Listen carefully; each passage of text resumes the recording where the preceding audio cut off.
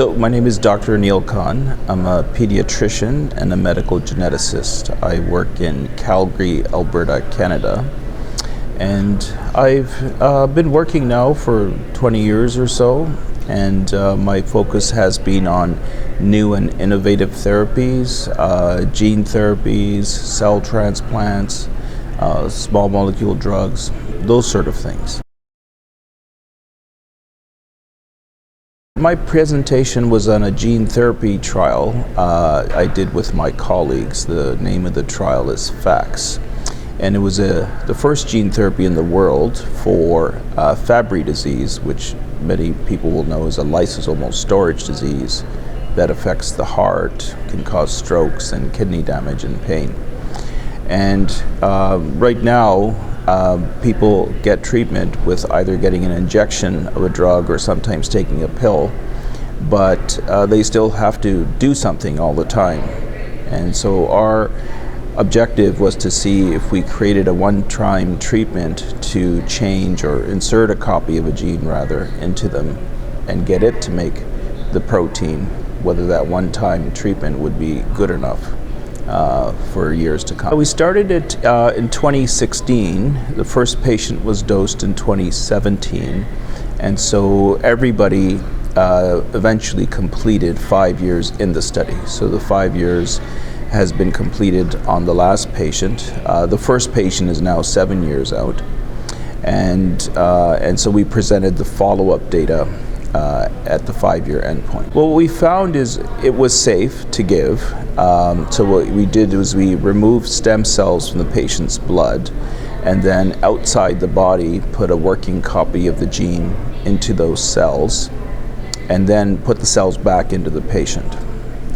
So what we found is we were able to do that in all patients, and they didn't have any long-lasting side effects. One patient had a fever and maybe an infection from one of the intravenous lines.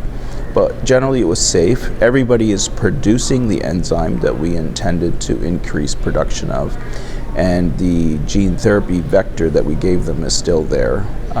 And they've been stable. Their heart function, their kidney function has been stable. They've remained healthy. So it was a safety study, and what we showed was it's actually safe to do this. So the next steps with these studies is then to try this out in a larger population of patients. We only did 5 patients because that's the size of study you often do when you're looking just at safety. And so what we're hoping is in the future, studies like this can be done on a larger group of patients. Again, with the goal being if somebody is diagnosed with Fabry disease, you can do this treatment once and they don't have to be taking regular IV treatments or pills forever and ever.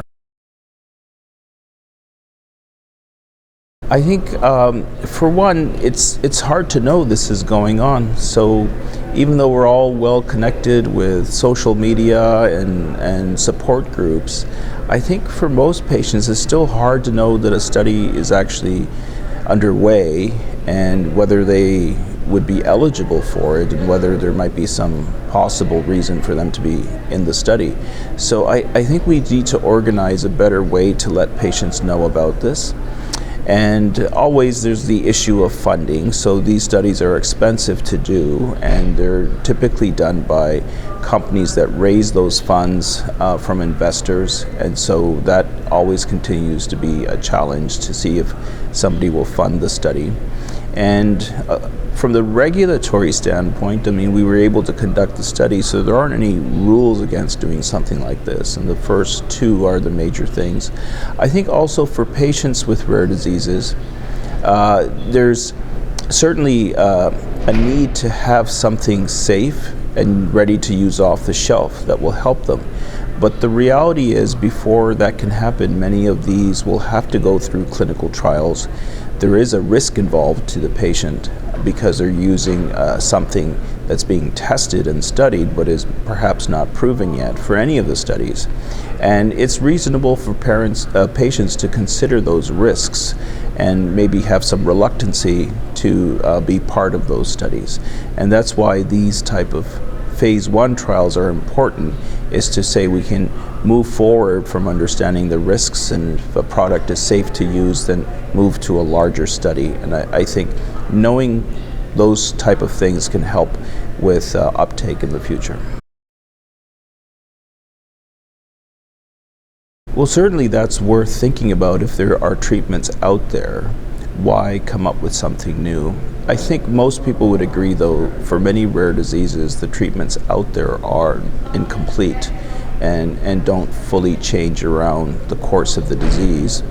I think most of the treaters understand that we need to treat as early as possible, and we need to diagnose things as early as possible.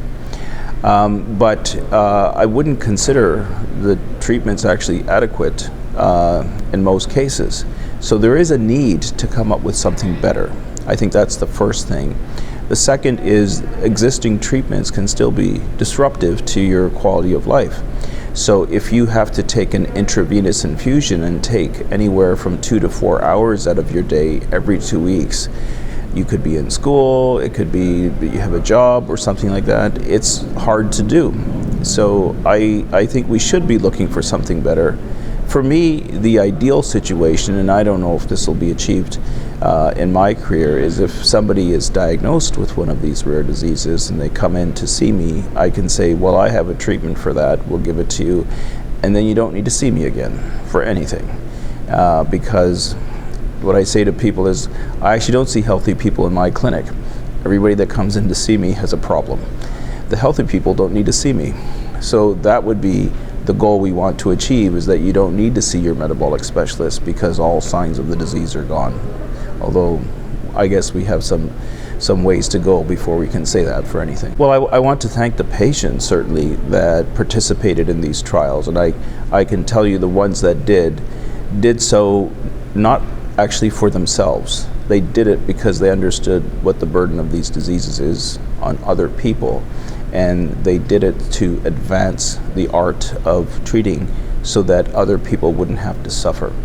So that was an interesting observation through all the patients that I've recruited in the studies, is they're actually doing it for a bigger purpose. And so I really appreciate that. I appreciate that they put their trust in us and took that risk. And I think for everybody with a rare disease, I would say stay connected, stay informed, know about these new things that are coming out and what works for you, what might be right for you, because that might change the course of the disease in your lifetime, and that's something that would be important to know.